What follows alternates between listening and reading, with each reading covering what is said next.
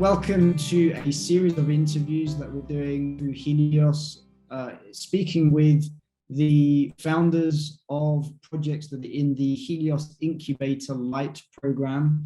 We're going through on that program pitch decks and business models and looking for investable projects that can be shared with the community and with our own private investors as well.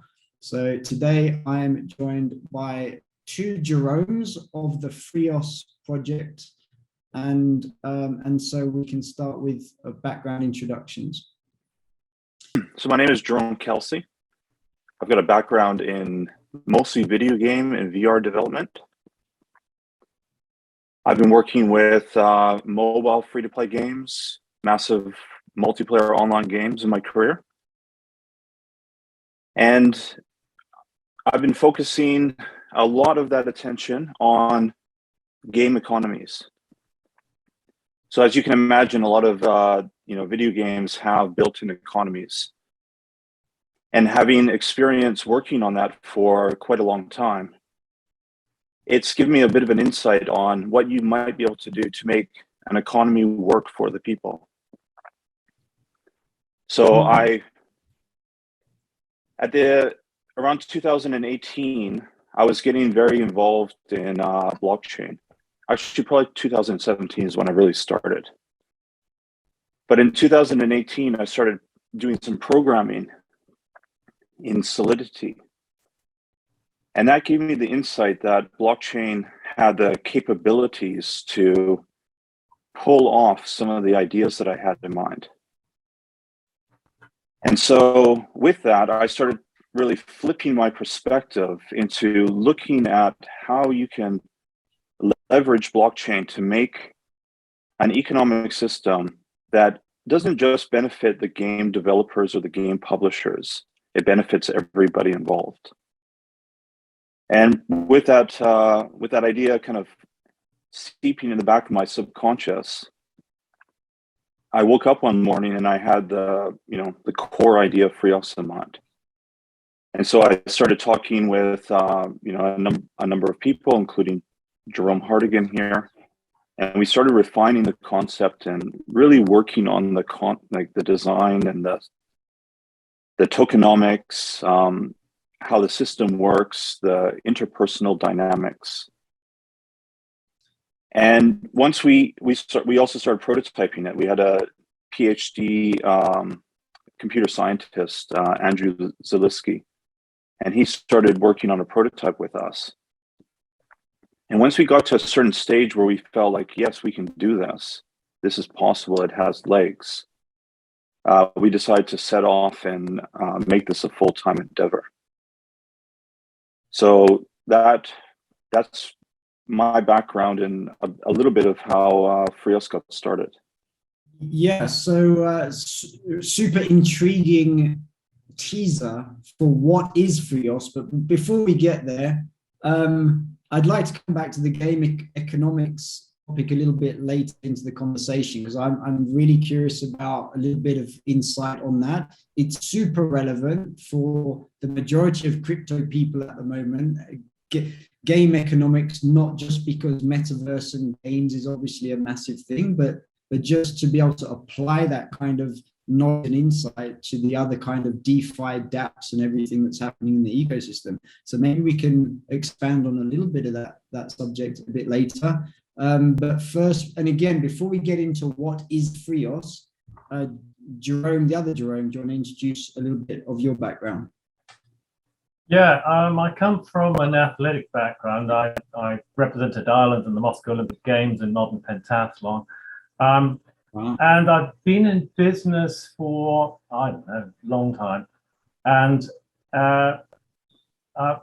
fascinated by the potential of business to have an impact for good. At the age of 8, I was horrified by the stick figures that we saw from Biafra. Extraordinarily emaciated young children who are very, very malnurtured. And I was very convinced that I'd like to do something to prevent that. When Jerome started articulating what he's talking about with Freeos, I was fascinated. I was on board, and when we were clear that it could work, we said, look, we have to get on board with this thing and make it work. And so I've been in the background, finding the money, being a sounding board, just being in support, helping out with strategy. And it's a very, very exciting journey. And I believe, we just launched, and it works. We have a token value, and we're giving people something that is significant already. And it's a very, very exciting project to be involved with. Thank you. Perfect. So let's just kind of define high level. What is Freeos? And curious about, you mentioned underprivileged people, basically, is the way that I'm interpreting it, with some kind of system that you guys are about to share, and we'll get into the details, with combining game economics to make, DeFi economics, tokenomics work to, it sounds like, serve different people in different underprivileged situations. So with that kind of a little summary, intriguing question, over to you guys to explain what is Freeos. Well, can I just come in with some background in terms of what is the purpose of Freeos? Because we have, if you look at, we've got in this world at the moment, despite our advanced technology and advanced economies and, sophisticated Wall Street and blockchain emerging, we've got 2 billion people on this world. That's a quarter of the people unbanked. We've got 5 billion people, that's 2/3 of us, who live on less than $10 a day. Now, fascinating thing is that we're on track with Freeos to give people a supplementary income, which looks like being around $60 a week. That's $8.57 a day. If you give somebody who's living on less than $10 a day, $8.57, that's a game changer. It's a life changer. That can enable the solo mum from Indonesia not just to buy some vegetables, but it could actually potentially enable her to build a house. So we're very, very excited with the start that we've made and the way this economy is unfolding. We have an amazing community who are extremely supportive. Seems like we've got some supportive whales as well. So it's very, very exciting to see how this economy is unfolding. So just before we get into that, asking about the launch then that you just began, and those the monetary values that you're mentioning, let's define Freeos. So Freeos is a democratically empowered economic system. So the first question probably people have hearing that is, what does that mean? So if you look at our current fiat-based banking system, we have central bodies that manage the economic levers. They manage the inflation rate, they manage the interest rates. They have a whole pile of tools and techniques, government bonds, a variety of ways that they can work to help keep the economy as strong as possible in a inflationary system. And so what we look at with Freeos is, okay, let's put this power in the people's hands. And so they are all working together using wisdom of the crowd to manage similar economic levers. But since not everybody's an economist, we put some guardrails on it so that it's almost like sailing, a sailing vessel that is designed to be as safe and user-friendly as possible. So it's not going to tip over. It's not some sort of racing class vessel that you need to be an experienced sailor, but it is a sailing vessel where people have to work as a team to make sure that it flies. And where we we believe we benefit, in the system where we believe the system is very, has some strong potential to work, is that we have iteration. So every single week they're voting on the economy. They get to see the results of what they've done. They get to vote again the next week, see the results of what they've done. And we've seen a few examples of this in the gaming world. There was an experiment that happened quite a few years ago called Twitch Plays Pokemon, where somebody hooked up a Pokemon emulator to a Twitch chat room and streamed Pokemon playing on the screen. In the beginning, it was just pure chaos, and people were making, the character, do spazzing out on the screen. It wasn't playable really at all. But after a day or two, you start to see the community come together to start playing the game.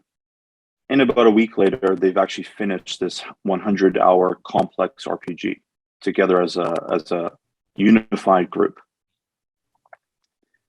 We've seen this example also in a game called Blazeball. It's a game that also relies on similar mechanics behind Twitch Plays Pokemon, but they designed a game around it where you're playing a fantasy version of baseball using, mass democracy to control the two teams and all the players. And again, you can actually see games get played out. The way that, whether you agree with it or not, the way that GameStop stocks were managed by a big group is also another example. So we believe that if the incentives are in favor of the individuals, then you have and you put the right tools in their hands, there's a good chance that they can make something like this fly. And they can actually make it work to their own benefit. And if it works for their own personal benefit, it works for everybody else's as well, because it's an economy where everyone has an equal say, and participation in that economy gives you an equal share of the income. Okay, so something like, and I'm not sure that I'll get to the bottom exactly of how it works, at least not on an interview here, but something like an economic system that has many points of leverage or levers, like the traditional old inflationary fiat government monopoly money ecosystems, but you're doing something rather than it being through political pull and central bank massaging interest rates and bonds and printing money, etc., that doesn't seem to serve us, we the people, as much as we'd like. Maybe that's debatable, I'm not sure. But you're somehow building a system that uses blockchain, transparency of the governance methods. You say that there is some elements of control because not everyone's an economist, but it's participatory, enabling some kind of economy that is able to produce, at least at the moment, let's say a small income or return for the people who are participating in the voting process or these other levers that are involved in the system. Help me out. What can we expand on what I've just tried to describe there? Yeah, that's a pretty good summary. The one thing I'd like to just clarify is that it's not really control by any individual or group that you talked about for those, those guardrails protecting the economy. It's built in the protocol level. So it's a certain, it's a certain value that you just can't exceed. So you say you can't exceed 1000% inflation. We actually have a limit of how much you can max out your inflation to and how much you might be able to minimize your inflation to. There's a concept of a mint fee that gets introduced after 6 months. And the mint fee also has some guardrails. So it's not too expensive so that nobody can pay it. But it's not so cheap that it prevents the system from building up like a reserve pool having abilities to deflate and burn some of the Freeos tokens. So it has a minimum value, and that's built into the protocol. So once it's set, then between those guardrails, the people have a vote. They can, vote it up near the max, or to the max, or to the minimum value, or somewhere in between. So what are the handful of things, or how many there are, that people can actually vote on? Are you introducing features that can be voted on over time, or are there a bunch of levers and buttons that people can press right now? Yeah, so right now, the early stage of the project is just claiming. We call it the air claim. It's our take of an airdrop. But unlike an airdrop, where you're pre-minting a bunch of coins and then passing them out to the community, we're not pre-minting any coins. The user is pressing the claim button. They come in, they register. They may need to stake, which is a bit of collateral just to protect against bots and too much inflation in the early days of the system. But once they get over those hurdles, they come in and claim. By claiming, they're minting what's called points. And points are these non-transferable tokens that don't represent any value. You can't trade them. You can't pass them to your friends. But what the points do is they give you the ability to mint Freeos tokens based on how many points you have, and there's a 1-to-1 ratio. So when the individual mints the first Freeos tokens, that's the very beginning of Freeos. There is no Freeos token prior to the first person minting. So we structured this air claim because it already has some of the base principles of the economy built in to get the ball rolling. We couldn't do a traditional airdrop, not if we wanted to be true to the principles of the economy, where the users are making the decision. How much do I want to mint? When do I want to mint? Maybe I don't want to mint. Maybe it's a taxable event in my country.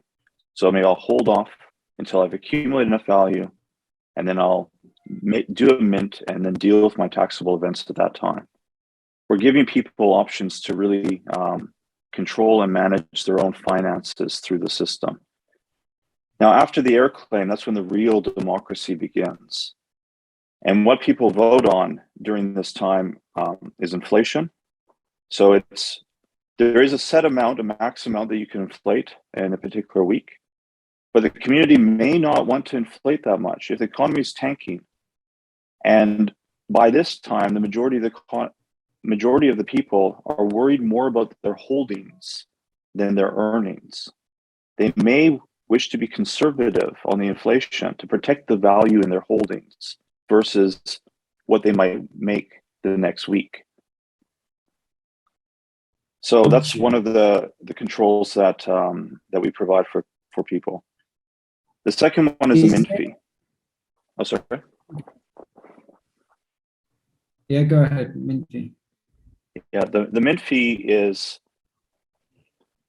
so in the early air claim, there is no mint fee, but once we hit the governance step, there's going to be a mint fee.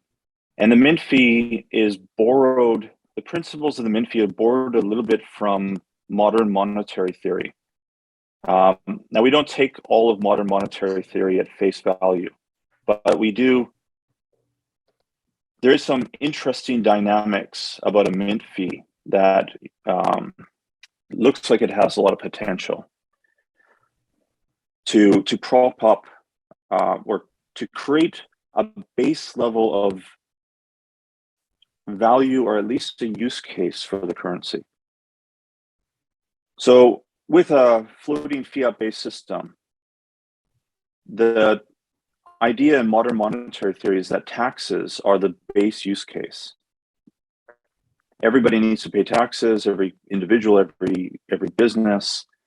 And so the fiat currency has a built-in use case right at the system-wide level. And that gives it how strong a nation is in collecting taxes helps to create some of that base value for the currency, or at least definitely make sure that it has a use case for the currency. And so, and if you look at Bitcoin mining also has a similar dynamic occurring, where miners have to purchase new equipment because their old equipment is not going to do the trick for very long. So they have to constantly be reinvesting and pay a little bit of what they've been earning. And that plus electricity cost is almost like, you know, this floor, this consensual floor that Bitcoin miners don't want to sell it below. And that helps give Bitcoin some sort of base value. And then all other economic activity is layers above the base value. So the mint fee does this as well. And the mint fee can be paid in a variety of different cryptocurrencies, including Freeos itself. And the voters can vote on how much that is for each currency. So they might want to make Freeos the cheapest this week, because when Freeos is paid for the mint fee, the voters can vote for it to be burned. So it can come out of the money supply and get destroyed. They might want to vote for Bitcoin to be the cheapest because they want to fill the reserve pools with Bitcoin, or the liquidity pools with Bitcoin.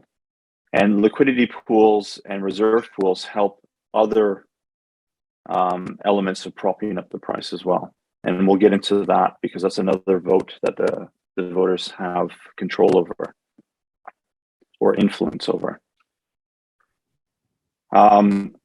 So with all of these various different coins that they can vote for the mint fee, as a user, you're accumulating all these points. And when you want to convert your points, or you want to mint your Freeos using your points, you're going to need to pay a little bit of a mint fee to do so. And there's a minimum value of the mint fee. And you have to pay it up front, like you do with gas fees with Ethereum. You need your Ethereum in your wallet in order to pay your gas before you can do any transaction. So that creates a bit of a demand for the currency, and it creates a perception of, okay, well, this currency is worth this amount in Bitcoin or Ethereum or Proton. And that helps provide this base conceptual value that we hope that the community doesn't sell their currency below. Mm-hmm. Now, yeah, one of the other aspects that they can vote on is whether they pool or burn. And what this means is, if you pay with Freeos, what do we want done with the Freeos? Do we want it matched with other coins that may have been paid with the mint fee to go into a liquidity pool, create an LP token that can then also bring in rewards for the protocol, add to the reserves? Or do we want to decommission Freeos? And when the mint fee is paid, do we want to burn that Freeos? So they have the ability week by week to decide where that Freeos is being funneled, the Freeos is being paid in the mint fee.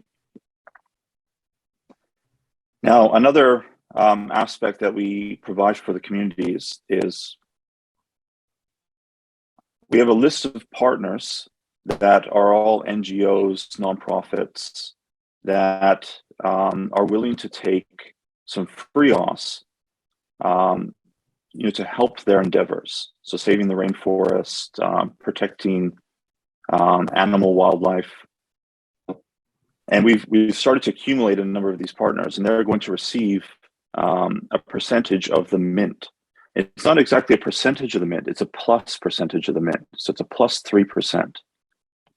So whatever's minted that week is a plus 3% added. And that goes for the partners. The community can vote on which partner they want to go to. And this becomes a weighted vote where this 3% goes to help endeavors around the world.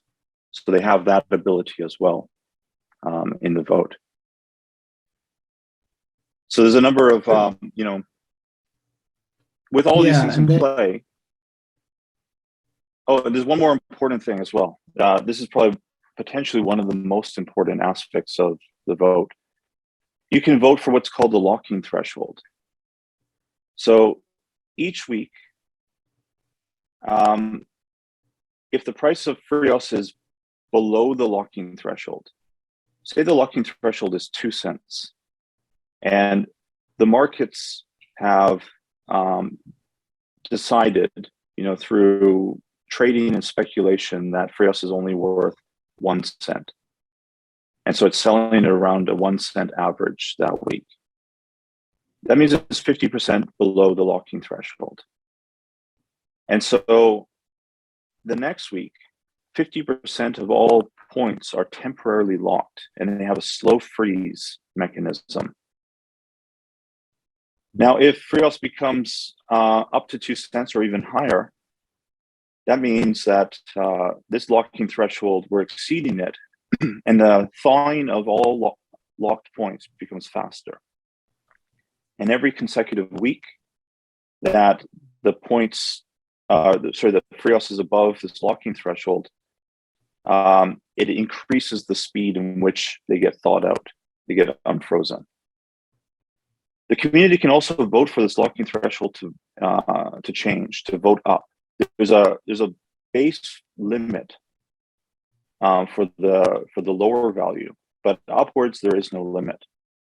And they can stair-step the price if they think that they can hold a higher amount. And if they're all willing to basically hodl a portion of their points through the protocol level to kind of say, we make a stand, this is what we believe the price of Freeos needs to be.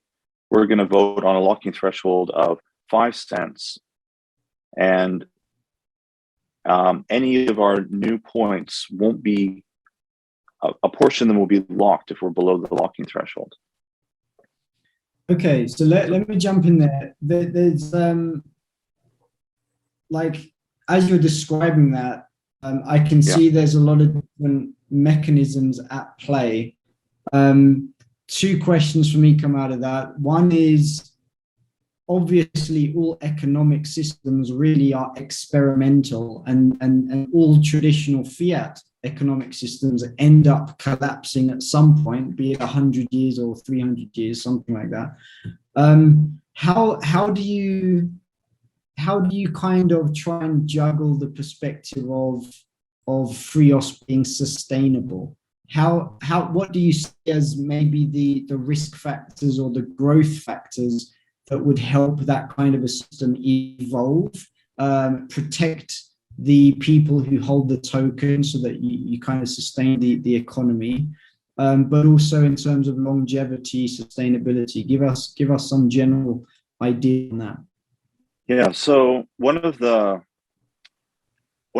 first thing that we do is we have mechanisms to decommission Freeos from the economy, or to burn Freeos. So that's one of the first maybe core components to help make sure that the price is sustainable. The other aspect, which is a little bit related to burning, is the reserve pool. So when the mint fee is paid, the community can vote on, yes, do we drive our attention towards liquidity pools, which makes a deeper, less volatile pool of tokens that can help trade against, to help protect large spikes in the economy? Or do we direct our attention towards the reserve pool? And I actually forgot to mention, this is one of the votes. This is a vote that we imagine won't be used unless there's a large spike, a large downward spike in the economy. So with the reserve pools, as they grow, the community can vote to release a portion of those, to create an arbitrage opportunity. So you've got a bunch of Bitcoin and Ethereum in this reserve pool, and it's growing, being paid via the mint fees. The community can vote for a percentage to be sold at a discount compared to the open market price. If as a Freeos Ethereum pair or Freeos Bitcoin pair. Now, with this discounted rate, it creates an arbitrage opportunity where any Freeos can be used to buy up this Bitcoin at a lower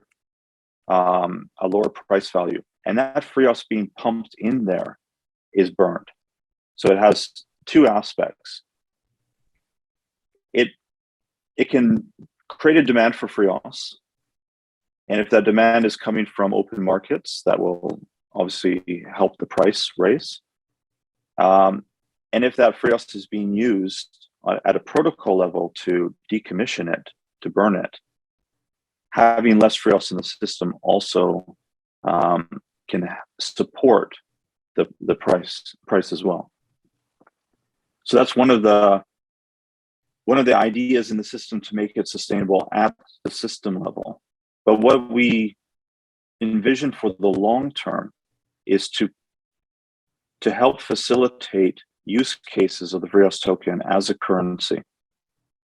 And so one of the very first things that we're going to be using Freeos is for an NFT auction system that we developed as part of our Definity grant. So we've got this NFT auction system. It's been running in an alpha product, an open alpha, with members of the community for a little while. It wasn't using Freeos, it was using another token. But the intention is to switch it over to Freeos and create at least one beginning example of a use case for Freeos. So if the NFTs are desirable and there's a finite limit to them, you've got some finite economics mixed with the ongoing sustainable Freeos stream of income. And the more goods and services that we can provide for Freeos, I think the stronger and more sustainable the price and therefore the value for the community can be. Okay, all right. So we've discussed quite a bit on. It's still surface level. We've described the kind of the product features, let's say, and painted a big picture of how this economic system can work. So let's kind of transition from describing what Freeos is. Let's look at more of the community development, the future potential, perhaps. So I'm going to ask 3 questions, and we'll see how we can blend those together. How do you actually manage to communicate the value of Freeos? Because we've taken a while to begin to describe all of those features. It's obviously it's complex. Is that what, like, the target audience being people who perhaps 2 billion of them who are unbanked, 5 billion who are earning less than $10 per day? How are you going to bring such a sophisticated tool, an economy, to people who don't even have a bank account at this point? What is that community development, or what is the kind of the rollout plan to involve people and engage people and make it something that they can actually do and benefit from and receive that income that is being created through the levers of the economy? I'd like to take this one. We have a rollout strategy that it takes part in 3 phases. And the first phase is, here we are on blockchain. It's a complex space to negotiate, and we're best to work initially with the people who already understand this space. Now, there's a big group of, Jerome talked about airdrops before. There are people who love airdrops. There's about 500,000 of them on the web, and they'll go wherever there's free money, basically. They're looking for free crypto, and we're offering that. In fact, some of the airdrop sites that have got hundreds of thousands of people on their channel have been talking about us for free. Normally they charge to advertise, but they've been saying, look, hey, go and check out Freeos. So our initial phase is to get 10,000 people to 12,000 people during the air claim phase, where people just push a button once a week and claim 100 Freos all the way up to 900 Freos. And once we go through that phase, we'll have established the currency in the market. We'll have established a community. We'll have educated people about the next phase to come, which is the voting phase, and hopefully we'll get a lot of the crypto savvy people to understand how to pull the levers on the economy. And we've seen that happening already. We've been running trivia questions before this. We've been getting people to read up all Jerome's articles about the functioning of Freos, and they are brilliant. They know it backwards, and they're amazing supports in the community already. We'd like to have thousands of those people, so that when we've got hundreds of thousands coming in the next phase, we have got great people to guide them.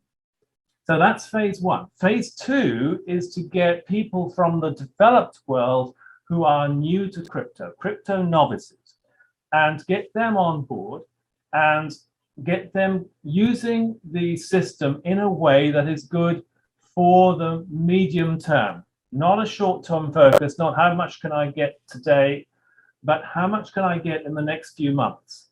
And so some hodling strategies will enable, for example, the price floor locking mechanism that Jerome was talking about before. One of the ways that a long-term and medium-term value of Freos can be created is by raising the locking threshold. So if you raise the locking threshold, it means more of the points that are issued every week are locked. That means that they're going to be accessible later. Fewer Freos are on the market, so the price of Freos is higher. So we believe that our thinking is that the crypto savvy people and the developed world people are more likely to understand that and be willing to delay gratification to get that system working. Phase three is to go to the developed people who need lots of money now. And this is coming back to the solo mum from Indonesia, the 2 billion unbanked, the 5 billion who are living on less than $10 a day. These people will really benefit if we can give them the level of Freos now at the moment is held at about 6 cents. If we can give them $60, which is 1,000 Freos at 6 cents every week, that's over $250 a month. That's a lot more than many people earn. Now, people on $10, on less than $10 a day, and they get $8.50 into their pocket, all of a sudden that's a game changer, and that's phase three. So let me jump in there. You're talking about a heck of a lot of people potentially being able to come onto the system and engage at some level of voting and derive an income. What is the technology, the infrastructure, the roadmap? Like, where are you at right now based on capacity for how many users could be onboarded versus maybe what do you need to develop to be able to support? Like, let's just say, could Freos support, I don't know, 2 billion users over the next period of time? What kind of perspective do you have to have as a platform to imagine the scalability that might be possible or required over time? Yeah, I can probably answer some of this stuff. So we have been thinking about these things, and we've built our system to be as expandable as possible. Now, we're on blockchain systems. They're obviously EOSIO is a very powerful system. The Proton blockchain is great because there's no user fees. It doesn't cost anything to create an account. We've got built-in KYC that's coming. So we know that each individual is an individual, which is really, really important. And that's handled by the Proton blockchain at a deep protocol level. And then, of course, you're looking at probably for, reaching 2 billion people, then you're looking at the limits of things like RAM is, and CPU cycles on an ESIO blockchain. And that is something that I believe is going to be evolving over time, and that the ESIO blockchains are going to improve and add capability as capability is coming. But there are things that we can do as well. So at the moment, we have a grant with Dfinity, and yes, we made an NFT auction with it, but under the hood, it's paving the way for some technologies to be cross-chain. And first of all, cross-chain and ESIO ecosystems. So, and it's very promising stuff. We've already proven that it works to some level, and we've during our last meeting with the Dfinity Foundation, they let us know about some upcoming technologies that they're working on that will make our lives even easier to roll this out. So we have a lot of confidence that there is a pathway towards a cross-chain version of Freeos, and that allows other chains to have it and take up some of the load, so that with Freeos expanding, we can leverage other chains, and that's a good thing as well, because some people want to be on those other chains, and maybe all the services and dApps that they use are on those chains, and they don't want to necessarily switch the majority of their focus. So we're looking into that, and that is going to be part of our focus, at some level for quite a long time. We believe that Proton is already proving to be a very robust chain, so we've got a long runway ahead of us before we really have to encounter that, but we have a plan. We've designed the system to be as expandable as possible. One example of this is that, we're not a purely fully inflationary system. We actually have we have our own built-in concept of what's called a conditionally limited supply. And what that essentially means is that every user who registers in the system is, behind the scenes, we calculate what a lifetime amount of Freeos could be for them, even thinking of how much lifetimes might extend in the next century or so. So we're providing this lifetime amount of Freeos for them, and that is the limit for that particular user. But it all gets pulled together in a big pool, and what we do is we slice from the pool, and we slice every week. So it amounts to essentially the same thing. And so that if you get a limit on how many people are in the system, then it's almost like having a fixed supply like Bitcoin, where yes, very, very slowly, your weekly rewards do diminish over time. But if more people are being added to the system, you won't feel it. It will feel like you're getting the same amount of rewards, but there will be some sort of eventual limit. So we're thinking very deeply about expandability.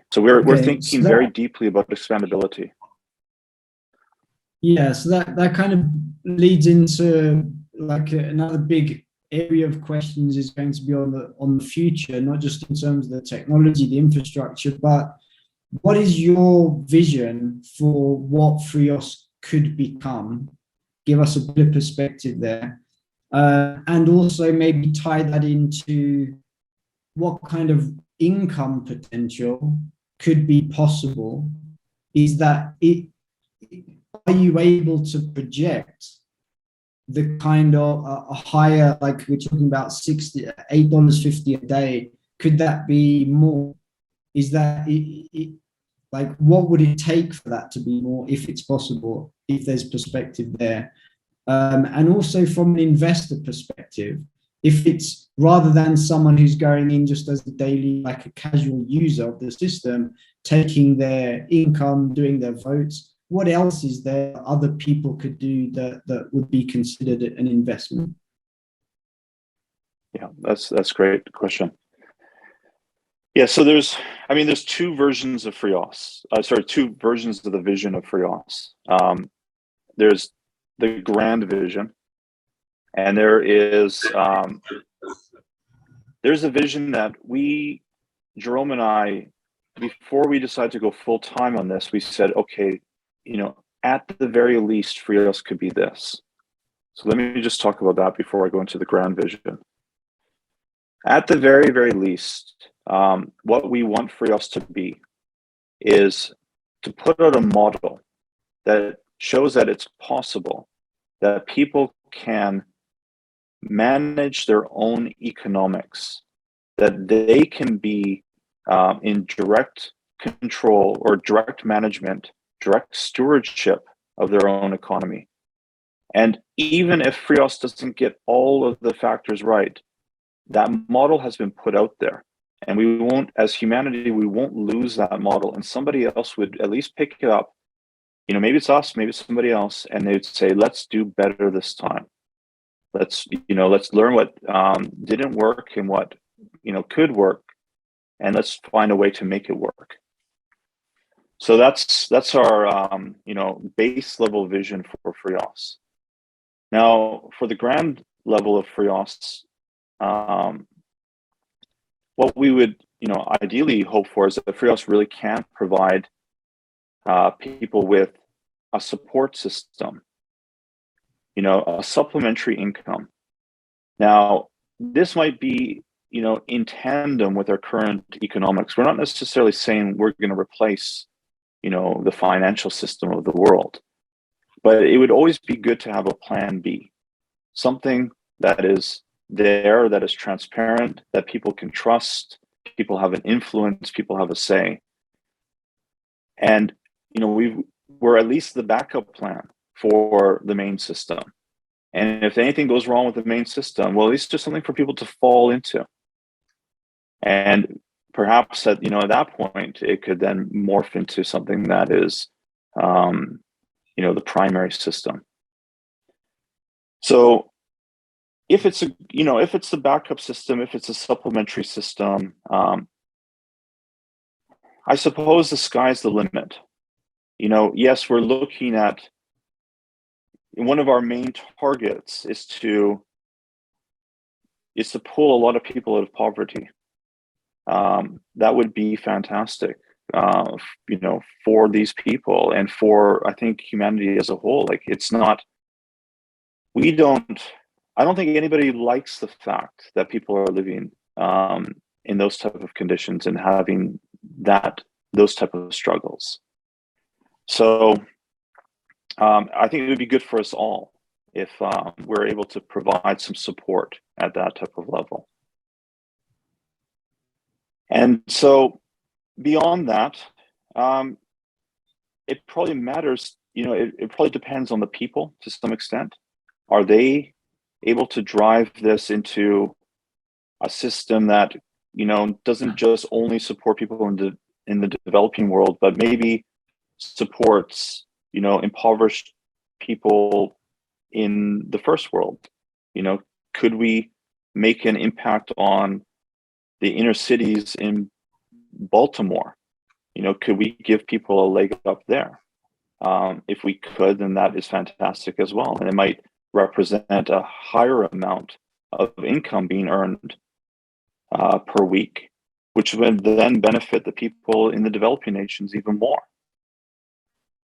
So, and if middle class get on board and they find this useful and they start driving it higher, then there's potential for it to even go higher. Now, what I think would really be necessary for that to happen is for Freeos to have many places to spend the currency. So we're going to need third parties to decide to onboard Freeos. And where we think that there's an advantage there is that if you have this many people with this much value, then that's a draw for a lot of businesses. If we can concentrate some, even a few local economies getting a certain threshold of people in their community earning Freeos, then I believe we can see some, local businesses and services taking Freeos. And that's one of the, we're going to be focusing on that in, a fairly short time. We're going to focus on a community that we believe we have the ground support to onboard a whole pile of people and to get a few test businesses, even if it's, a cup of coffee only on a slow Tuesday morning, or, cheap nights at the movie theater. We'll take Freeos, once a month. Little examples of how you can draw people to a business. It becomes a bit like a marketing exercise, a little bit like reward points, where you can pull attention to your business by offering Freeos. And if that Freeos income becomes attractive enough for the business, then they might offer more services and more products with Freeos to attract more of the user base. And it becomes a virtuous cycle. Perfect. Anything to add there, Jerome? Well, yes, actually, that I think there's another aspect to the currency. We actually, in the second phase, we have two currencies. We have Freeos, which people have to pay a mint fee for. But you see, in phase 3, the people in developing worlds are not going to have $50 to pay a mint fee. But we've got freebie, which they can convert to for free. And they can take the freebie along to their local grocer, and they can say, I want to buy some groceries. And the grocer can say, yeah, sure, I'll do that, and I'll pay the mint fee, and he's got the money to pay the mint fee. So that, again, makes the whole space very scalable. And this is particularly exciting for the solar mum in Indonesia, because she can, get a second-hand smartphone, get on board with Freeos, get her 1,000 Freeos a week, and convert them into freebie. Take them along to the grocer, get some groceries. At some stage, the value of Freeos can get so high, and hence the value of freebie, that she may be able to not just buy the groceries, but buy the house. Now, what's exciting is we're talking to groups. One group we're talking to has 100 million people in Africa in it. They're very interested in coming on board. Once we start getting to hundreds of millions of people, you have a currency that is viable as a community. And it starts gaining its own momentum and its own value as a result of that momentum. And we're very excited about the way these things can unfold. And we're very excited about the people who are being attracted to this massive vision. And so I think what's going to help unfold this vision is the strategic relationships and the passionate people who come on board, get the vision, and have got the community and contribute to the community. So everything from the grassroots level that we have at the moment with a community of, a few thousand people, to the vision of hundreds of millions and potential billions of people. It's about the development of community and communicating the clear values right throughout that. And this is what I'm very excited about, that Freeos has got a very clear vision, very clear set of values, and people relate to it. Thank you. Just maybe to add to that, just so that anybody watching this later would know, freebie is another coin in the system where you can only pass it to other registered Freeos users. So you have to be in the system, and because you have to go through KYC, it's really a person-to-person type of currency. It's not a, we imagine that an exchange isn't going to put up their personal details, to get registered just so that they can accept freebie. So we're looking at it through a more peer-to-peer economy, good for, remittances. Past, maybe you have a family in the US that wants to send their money home to, Argentina or the Philippines or somewhere like that. They can use Freebie. It's a peer-to-peer currency, but it can be converted. You can use it to pay the mint fee, or sorry, you can use it to mint Freeos, but you have to pay the mint fee. So it's a little bit like points, but unlike points, you can transfer them within limits, only to other members who are in the system. So the next questions I've got here on my list actually are: how are you approaching the growth and development of Freeos? Right. So that's again fairly open-ended, but where are you now in terms of activities, and what's next? What are the next key milestones for you? And then also, can we tie that into your participation in the Helios incubator program? Give us an idea of any differences that it's made, any highlights from the program, and maybe how that's helping to shape whatever you guys are doing shorter term or longer term. Yeah, I can talk about our milestones, where we're at with Freeos.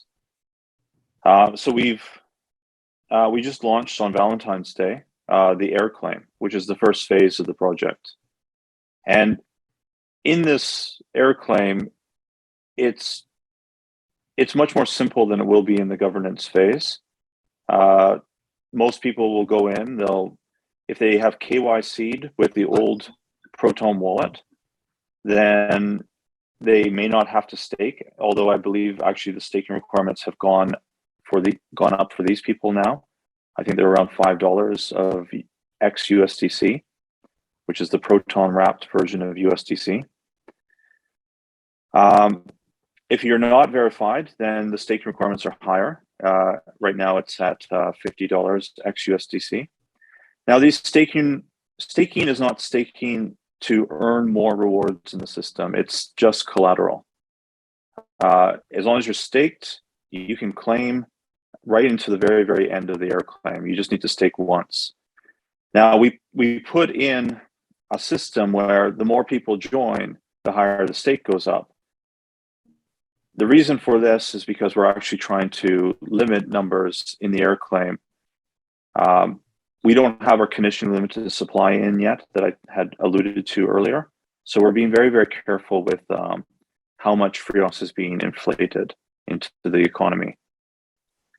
So this is our soft cap on how much Freeos is introduced during this air claim phase, which is really just kickstarting the economy, getting some of the principles into motion. We were much more popular than we had anticipated. We had a projection and a plan for maybe around 5,000 users in 3 weeks, and we achieved that in less than 24 hours. So we watched as our staking requirements went skyrocketing much faster than anticipated. Now, in the next 2 or 3 weeks, Team Proton is expected to roll out their worldwide KYC. When this happens, the staking requirements are going to be diminished for anybody who's gone through KYC. So we're going to do an update that's going to favor KYC participants because they're the most reliable participants that we know that aren't duplicates in the system.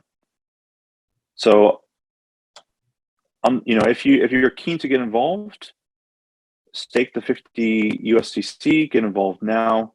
You can claim once a week.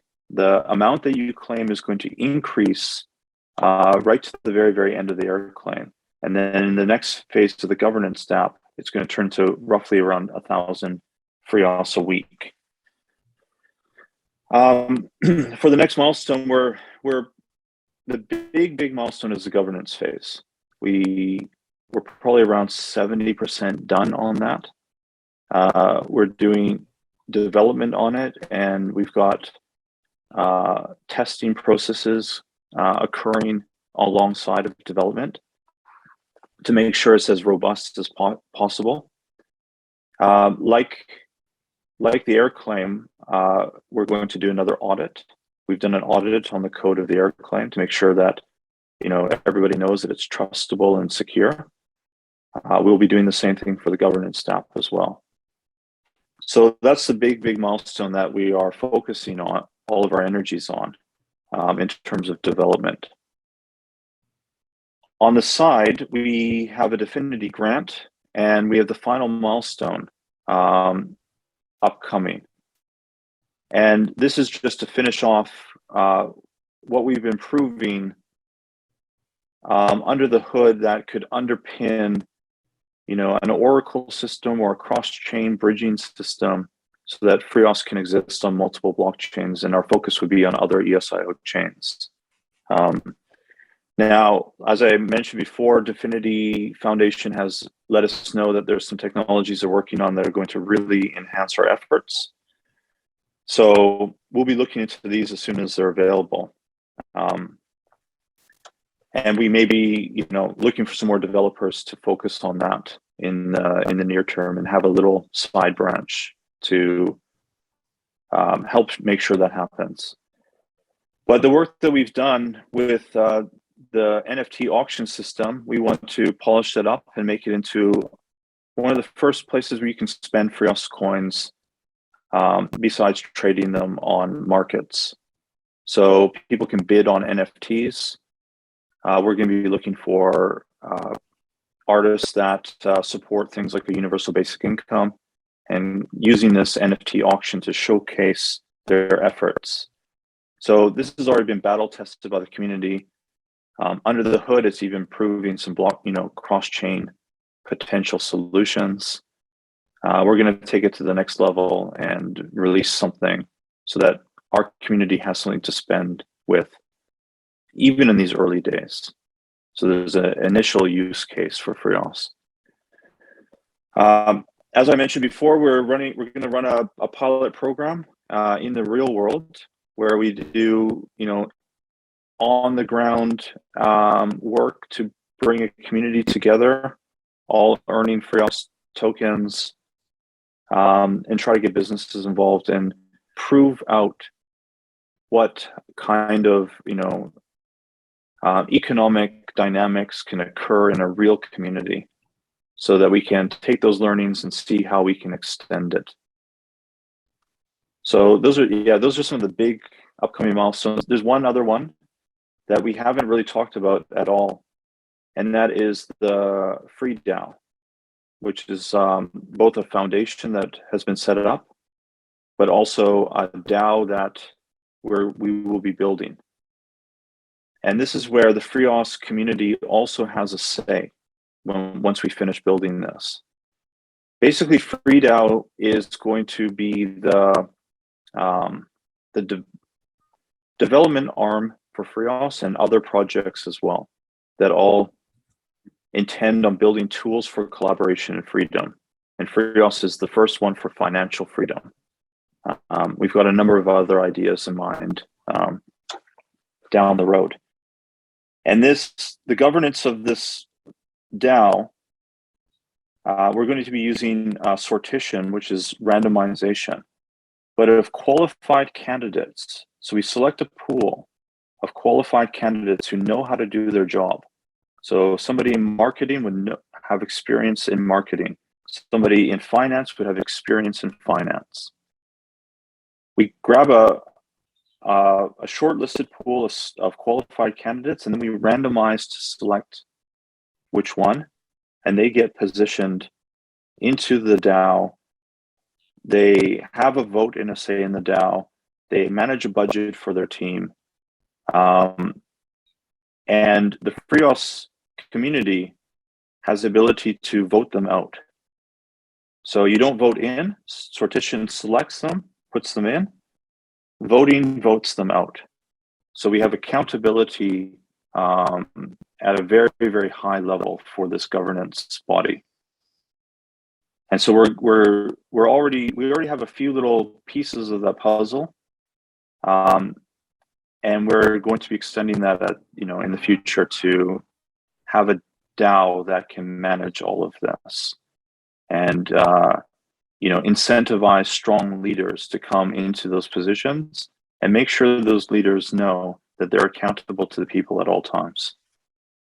So look, you're combining, again, I'm summarizing what I can understand, but it's not just cryptocurrency, but you're including decentralized finance in there as well, like some of the popular DAOs that we're seeing, Own DAO and Wonderland, and these different kind of experimental DeFi projects.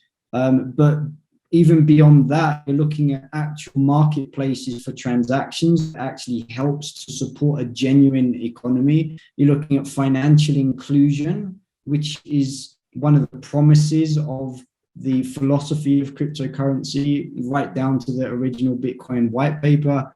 And you're talking about voting-based governance. There's a tremendous amount of things that I'm kind of picking up from this interview and the conversations we've had previously. It sounds like this kind of project is exactly what we should and want to see in the crypto community at large. So bravo, keep going. Give us a little bit on, to wrap up, just give us a little bit on what you're getting or what you've experienced from the Helios incubator program.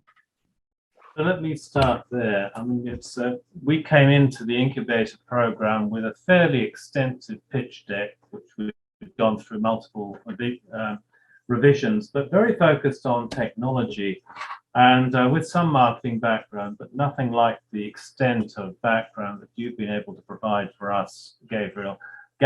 Also but also marketing related to the crypto space, which is very exciting because this is a very new space, and you're on the leading edge of that, and it's great to get such information. Also, it's exciting to be working with somebody who's built a community. One of the things we're doing here is building a community, and you've built a community of 1.5 million. So it's great to have that kind of wisdom to draw on. What we've been through this pitch deck refining process, and one of the interesting things that's come out is focusing on covering the marketing space, but also the other spaces in terms of the financial modeling that's going to enable investors to really understand what we're doing and be interested in investing. And also grounding it with, you're continually asking this question, how does that impact the solar mum in Indonesia? Grounding it in human experience. And so you've given us a massive insight into this whole space of investment and getting investment ready. And we feel we're in a massively much more strong position than we were a few weeks ago, which is extraordinarily exciting to have that opportunity. Another thing that we got was the 45-second pitch deck. So the pitch deck itself is a 7-minute pitch deck, and it has to be done within that time. And one of the exercises we did was go through that process, and you switched off the clock at 7 minutes. Stop. And that was a great discipline, because a good number of us hadn't, gone through the whole process. And okay, it really is 7 minutes. And once you do a 7-minute exercise, then you really have to be disciplined about every word you're speaking. And it's very clear. And Jerome and I, recently just got it down. So we did 2 recordings and timed them, and we were within a second of 7 minutes. It is interesting how the other thing that you've been focusing us on is a 45-second elevator pitch, and it's really interesting. You write something that looks like 45 seconds. A minute, yeah, nearly 2 minutes. Okay, slash, keep on going. No, a minute, it's still over a minute. Okay, slash. And while you're doing that slashing, you're thinking about what's really important. What are the things that an investor is really going to be interested in? So it's been a very interesting journey and a very interesting insight into looking at our business through the lens of an investor, and we're deeply grateful to you for that. Thank you. Thank you very much. Yeah, I won't spend too much time right now because this is already a good long conversation. But it really is the case in the incubator program that a lot of founders have trouble communicating the expansive vision that they have, and we need to try and make it as relatable as possible to an investor who may not be familiar at all with the industry, with the product category that you're looking at. So yeah, I do kind of hammer on those points of how do we practice being as succinct as possible, concise as possible, while being as comprehensive as possible at the same time. And that is like a thought sharpening exercise. And we can see it across the board of the different projects that are involved. There's a tremendous amount of improvement in just how do we communicate the business model, the investability of the projects, and it's good fun as well. So thank you for that feedback. Thank you for the interview. Again, I think you're combining so many very, very important and noteworthy components of what a good DApp platform should be. I'm very excited to see the future, the growth of the project. Any last closing thoughts on Freeos, and also where can people go to participate or review in more detail exactly what you're doing? Yeah, so thank you so much, Gabrielle. This has been a fantastic journey with you, and a great interview as well. I want to just add to what Jerome was saying. One thing I really found valuable about the incubator process was just the way that you're helping us shape our thinking. Really making us do mental gymnastics to look at things at different angles. So I just wanted to add that. As for Freeos, we're in the beginnings right now. So, if this vision interests you at all, please come and join. Put your voice to this vision. Participate in this economic system. Help us drive, a new economy together. Yes, there's a collateral, but you get the collateral back at the end of the 6 weeks, and so it's essentially free. So it's nothing really risky to join, but a little bit of time for many people at least. So you can go to app.freeos.io. That's the landing page for the DApp. There's a link there to go back to the main freeos.io website. But if you are crypto savvy and brave, just connect wallet. It's going to pop up a little modal. It has a link to download the wallet. Download the WebAuth wallet. Come back. You can connect your wallet with that. All the transactions are free. You don't have to pay gas. Your user account, you don't need to pay resources to buy it. So everything is pretty frictionless, and it's very fast. If you're used to Ethereum or other blockchains, you may find this surprisingly easy to use. So yeah, again, thank you so much for the interview and the time. Thank you, gentlemen. So that's app. Gabriel, I'd like to just add to that, if I may, that actually we don't need participants at this stage. We're going to be oversubscribed within weeks, we anticipate. And the key thing that we're looking for is strategic partners, people who have got strategic opportunities to bring us on to the next level. Potentially, we're looking for team members as well. We're always looking for great people. And it will be in August that we're going to be able to take on board hundreds of thousands of people. And so that's the time that we're going to be aiming to build up a big list of people for. Great. So are you doing anything on social platforms, Twitter or Discord or anything like that, or Telegram, that people can keep track of the progress? Yes, they're all at the very bottom of our website. So if you just go to freeos.io, So it's freeos.io. And right at the bottom is links to Discord, links to Telegram, links to Twitter. Those are the three main community channels that we've been servicing so far. Perfect. Any final quick thoughts? Well, I'm just very, very grateful for this opportunity. It's been phenomenal. And I'd highly, highly recommend anybody who's on the fence, do you get on board with an incubator program? Do you come on board with this one? I highly recommend Gabriel for his wisdom, his expertise, and the team around him as well. And so we've benefited hugely, and I'd be very surprised if you don't as well. Wonderful. There is definitely a team behind what's happening at Helios and the incubator program. So thanks for that. All right, wonderful. I really enjoyed the conversation, and catch you on the next incubator session next week. Wonderful. Thank you. Have a good Thank you very night. much. Thank you, Gabriel.